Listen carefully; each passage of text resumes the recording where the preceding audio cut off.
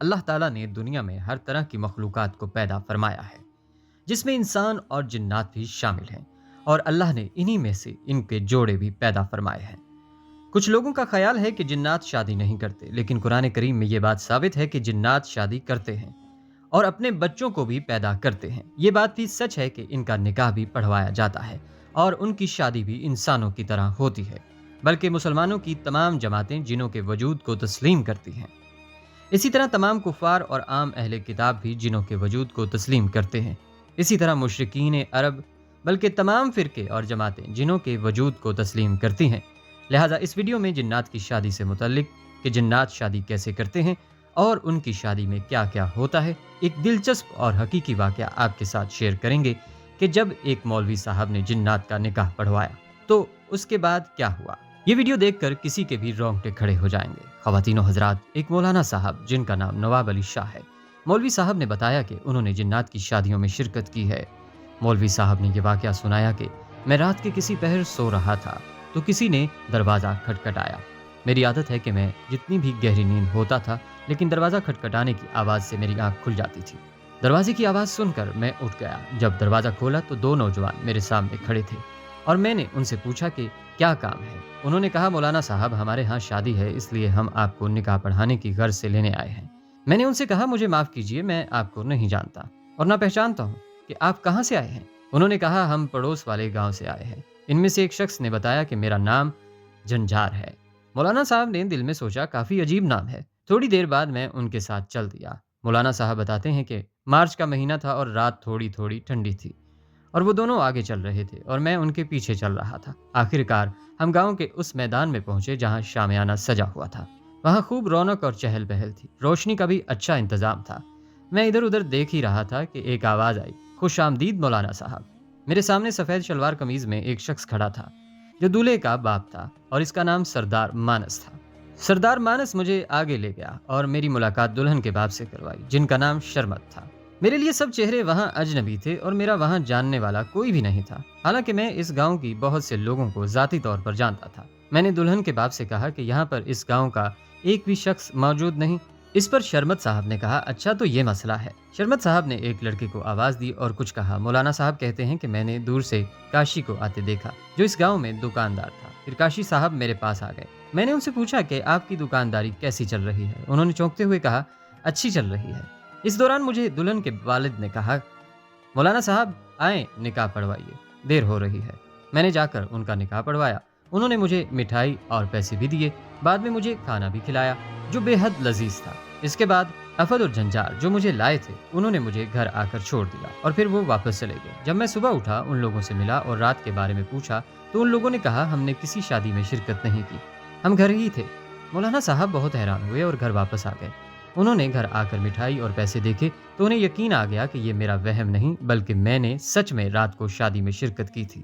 بعد میں مجھے اندازہ ہو گیا کہ جس شادی میں نے شرکت کی تھی وہ انسانوں کی نہیں بلکہ جنات کی تھی، اور جنات دوسرے لوگوں کا روپ دھار کر شادی میں آئے تھے۔ پیارے دوستو، جنات ایسے بھی ہوتے ہیں جو ہر کسی کی شکل اختیار کر سکتے ہیں، جن میں کوئی کتا بن جائے، کبھی انسانوں کا روپ دھار لیتے ہیں یا کبھی کوئی بھی جانور بن جاتے ہیں۔ بلکہ ایک اللہ والے درویش بزرگ بتا رہے تھے کہ میرے پاس ایک آدمی آیا جس کا تعلق پنجاب کے شہر ہارون آباد سے تھا۔ وہ ایک ایسی مصیبت میں مبتلا تھا جو ظاہر بھی نہیں کر سکتا تھا اور چھپا بھی نہیں سکتا تھا۔ اس نے آتے ہی مجھے ایک دستی کاغذ خط کی شکل میں پکڑایا۔ اس میں لکھا تھا کہ میرا نام فلاں ہے، میں اپنے علاقے میں بڑا ذمہ دار ہوں، بہت اچھی کپاس اور گندم کی کاشت ہوتی ہے، بیٹے ہیں، بیٹیاں ہیں، گھر ہے، ذمہ دارہ ہے، زندگی بہت سکھی گزر رہی ہے، لیکن ایک روگ مجھے بہت کھائے جا رہا ہے جس کا میں نے کچھ لوگوں کے سامنے اظہار کیا لیکن اس کا حل نہیں ہو سکا۔ بات دراصل یہ ہے کہ میں ابھی جوان تھا اور شادی کو 3 سال ہوئے تھے۔ میرے گھر میری بیٹی پیدا ہوئی۔ میرے چونکہ پہلے 2 بیٹے تھے، بیٹی کی پیدائش پر میں بہت خوش ہوا اور میں نے بہت سی مٹھائی بانٹی۔ لوگ آ رہے تھے اور مٹھائی لے رہے تھے۔ ایک خاتون ایک دفعہ لے گئیں، دوسری دفعہ لے گئیں، جب تیسری دفعہ آئی تو میں نے دینے سے انکار کر دیا۔ اس نے میرا ہاتھ تھاما، کہنے لگی، میرا منہ میٹھا کر دے، تیرا جسم میٹھا کر دوں گی۔ نامعلوم اس کے اس بول میں کیا تاثیر تھی، حالانکہ وہ بالکل بوڑھی اور بہت بد شکل خاتون تھی۔ میں نے اسے ڈھیر ساری مٹھائی دے دی۔ رات کو سویا تو میں نے دیکھا کہ کچھ لوگ آئے، انہوں نے مجھے اٹھایا اور کہنے لگے، تیری شادی ہم ایک جن عورت سے کرنے لگے ہیں۔ میں نے کہا، میں تو پہلے سے شادی شدہ ہوں۔ کہا، نہیں، وہ عورت جو آج تیرے پاس مٹھائی لینے آئی تھی اس کا اصرار ہے کہ میری اس سے شادی کرو، اور ہمیں حکم ملا ہے کیونکہ وہ عورت مالدار ہے اور ہم اس کے غلام ہیں، اور اس لیے تم ہمارے ساتھ چلو۔ مجھے اٹھا کر لے گئے۔ میں احتجاج کرتا رہا لیکن میرے منہ سے آواز نہیں نکل رہی تھی۔ ایسے محسوس ہو رہا تھا کہ ہونٹ تو ہل رہے ہیں، لفظ نہیں نکل رہے۔ وہ زندگی کا پہلا موقع تھا جب میں نے اپنے آپ کو بہت بے بس محسوس کیا۔ بہت دور لے جانے کے بعد سرسبز پہاڑیاں تھیں۔ ایسے محسوس ہوتا تھا جیسے کشمیر کی پہاڑیاں ہیں۔ وہاں ہر طرف کھانے پک رہے تھے، گہما گہمی تھی، کچھ موسیقی اور شادیانے بھی بج رہے تھے، ہر طرف خوشی کی آوازیں تھیں۔ مجھے ایک بہت خوبصورت لباس پہنایا گیا اور میں اس خوبصورت لباس میں دلہے کی شکل بن گیا۔ میں پچھلے سارے غم بھول گیا۔ میرے اندر بھی نئی شادی کی امنگ پیدا ہو گئی۔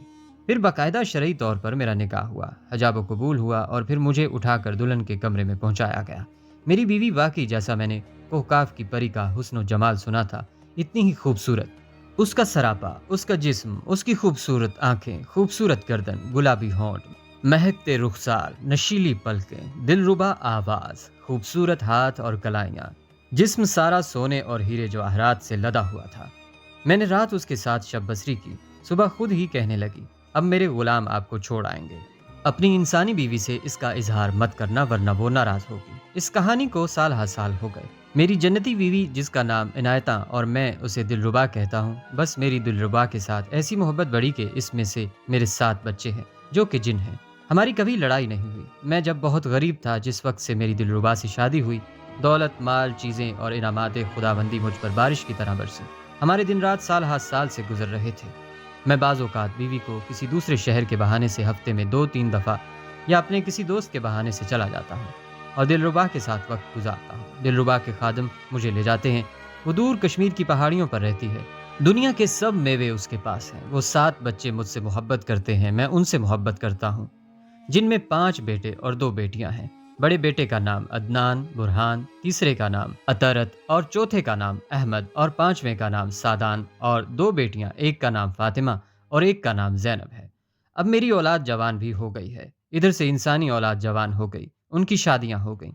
اب مجھے جناتی اولاد کی شادیوں کی فکر ہے۔ میں پریشان اس وجہ سے ہوں کہ جناتی اولاد کی شادیوں کا کیا کروں، کیسے کروں۔ جنات میرا رشتہ لینے کو تیار نہیں۔ وہ کہتے ہیں کہ ان کا باپ انسان ہے۔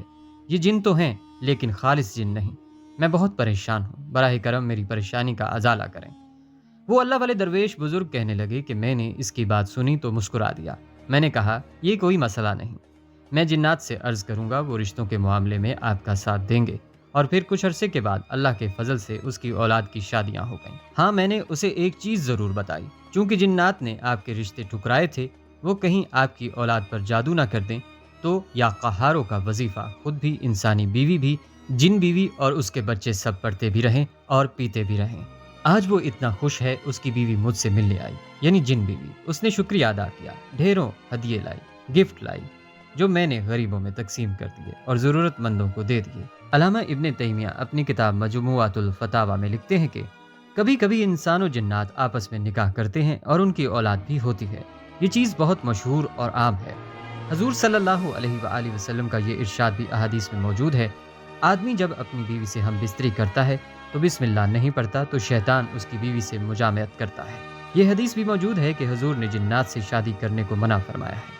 اسی طرح فقہان اسلام نے بھی جنات اور انسانوں میں شادی بیاہ کو ناجائز قرار دیا ہے۔ لہٰذا جنات اور انسانوں میں شادی بیاہ کو ممنوع اور مکروہ قرار دینا یہ اس بات کی دلیل ہے کہ ایسا ممکن ہے۔ اگر ممکن نہ ہوتا تو شریعت میں اس کا جواز و عدم جواز کا فتویٰ نہ لگایا جاتا۔